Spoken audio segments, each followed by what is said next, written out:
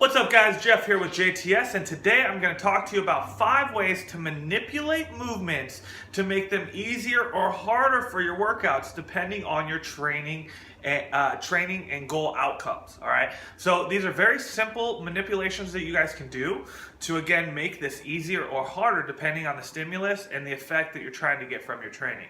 So to go right into it, the first way to manipulate your training and manipulate your movements is to adjust the speed. Okay, so there's 2 ways you guys can do this. You guys can go through the movements faster, which actually in a sense makes it easier, or you can prolong the time, making it take longer, which is putting more time under tension. By putting the movement under more time under tension, you're actually making and challenging the movement more than by doing more reps in a slow or a faster amount of time, right? You'll actually get more stimulus in the sense of muscle building and strength building by increasing the overall time under tension, while you're going to increase or improve your endurance by decreasing the time and increasing the reps. So you guys can manipulate a movement just by solely changing the time under tension, so the speed overall. Let's look at it in the perspective of a push-up. To make this push-up easier, I'll go faster through the movement, okay? To make the movement harder, I'll take 3 seconds down, hold for 2 seconds at the bottom, and then a 2-second up, right? So when we think about this, I like to think about speed of movement like riding a bike. The faster you ride a bike, the easier the movement is. The slower you ride the bike, the more control and skill you need to actually have in that movement, the harder it's going to be. Same thing with movement speed. So just the first manipulation of movement is speed of movement, all right? From there, next manipulation is to manipulate the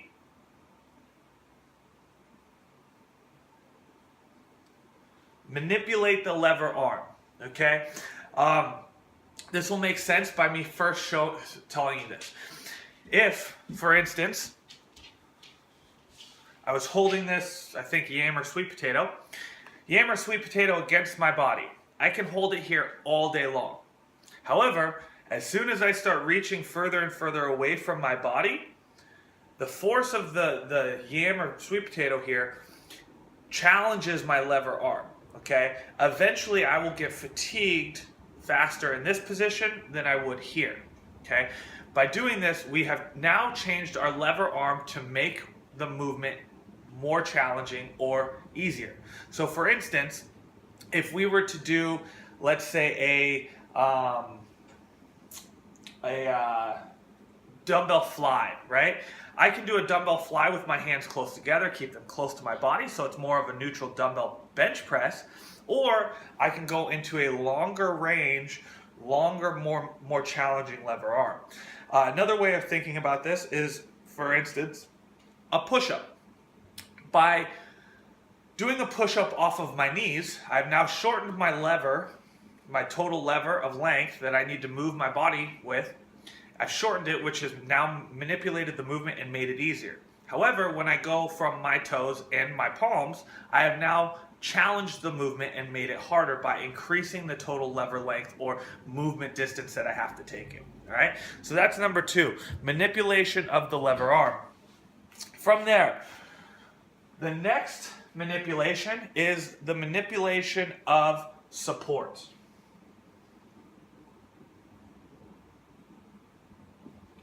So, how we can manipulate this for support is if we were, for instance, doing walking lunges, okay, or actually regular standing lunges, we can manipulate the support by changing it in a number of ways or making it easier in a number of ways.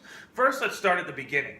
If we were to do lunges, or actually let's go back to push-ups because we're already there. We're doing push-ups, right? We can do push-ups off of the floor, which is a stable surface, right? We can then make it more challenging by changing the support that we're using, by changing to maybe a hand on the floor and one hand on a dumbbell or a ball. We can then change the support by changing to maybe doing push-ups in the sand. Okay, we can also do changes of support by doing unstable surface training. So both hands on a ball or kettlebells to challenge the support system that we have, or even using a Bosu ball or a Swiss ball. By starting from the floor, which is in this case the easiest way of doing the push-up, and then changing the supports to make it more unstable, more uncontrollable, and having our body have to react to the adjustments and movements that the ground support might make, is a way to manipulate this movement. Okay? Fourth way of manipulation of the movement is going to be range of motion.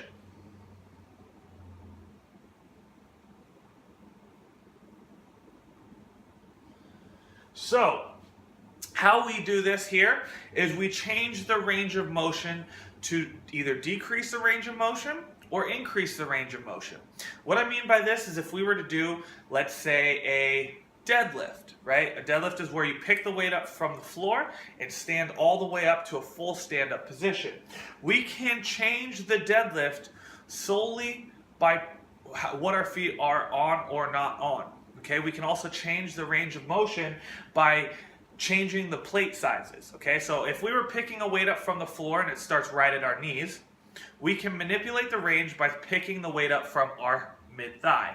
We can also make it harder by picking it up by our ankles, right? We've now changed the amount of range that we have to take the object that we're lifting and challenging it by lengthening the total range of movement, or making it easier by shortening the range of movement. Okay? So another way we can think about this is if we were to do, say, a squat. We can make this easier by squatting to a high stool, or harder by squatting to something that's 6 inches off the floor, right? Just that change of range of motion will manipulate the movement to make it harder or easier for yourself. And then the fifth and final way of changing or manipulating your movements is changing and manipulating the implements.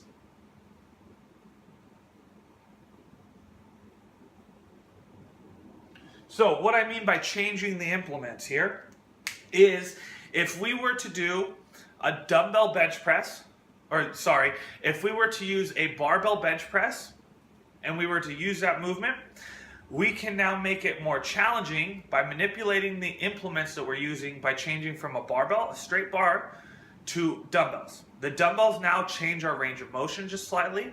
It changes the implementation and the way our bodies have to support itself to press these dumbbells versus the barbell. Now we can change from a dumbbell to, say, a kettlebell. So you bench pressing with kettlebells. By changing from a dumbbell to a kettlebell, the way that the kettlebell is set up is going to change the way that our body has to work using that new implement. We can also change it by going from maybe a kettlebell to a bamboo bar. Bamboo bar is a style of barbell that is unstable, wobbles, and bounces while you're lifting. So if we were to go from a bench press to a dumbbell bench press to a kettlebell bench press to a bamboo bar bench press, all these have now changed the stimulus that we're going to be doing or activating through this one movement without any real modification of the movement itself. Okay, so these are 5 ways that you guys can either increase the difficulty and effectiveness of your workout, or decrease and still also improve the effectiveness of your workout based on your goals, right? So covering them one more time is just the first way of manipulating your movements: speed. So increasing speed, so doing more reps in less time, or decreasing the speed of each movement, maybe doing more time under tension. Second way of manipulating the movements is lever arm. So shortening the range of motion that you might travel. So again, in the case of a push-up, I can do push-ups from my palms and my toes, or I can do them and shorten the lever by going from palms and knees. I can make this longer by trying to stretch out more in an overhead position, okay? Or going more range of motion in the bottom of the push-up, right? So that would be the lever arm. From there, third way of manipulating a movement is going to be support. So we can make the movement more challenging by going from a stable surface to more challenging or more unstable surfaces. From there, fourth way of manipulating a movement is going to be range of motion. So increasing the overall range of motion that you guys might be working through. Again, think about this like pulling a deadlift. I can open my stance up and shorten the distance that I have to travel, close my stance up and lengthen the area that I have to travel. I could also stand on an elevator or elevated plates, and that will increase my total range of motion that I have to take the deadlift from. I can also elevate my barbell, so I pull it from a higher position, maybe my knees instead of my mid-shins, which decreases the range of motion, but can also still effectively manipulate my movements. And then the fifth and final way of manipulating your movements is implements. So changing the objects or tools that you're using for that movement. Again, I use the idea of doing a barbell bench press and changing my implements by going from a barbell to a dumbbell, or dumbbells to kettlebells, or kettlebells to bands, or bands to bamboo bar, or some other tool or implement that you guys can do the same movement with, but change the stimulus based on the object that you guys are using. All right, if you guys have any questions, feel free to drop a comment below and I'll make sure to answer them. Otherwise, start challenging your workouts a little bit more by manipulating these factors to get better or more effective results from your training.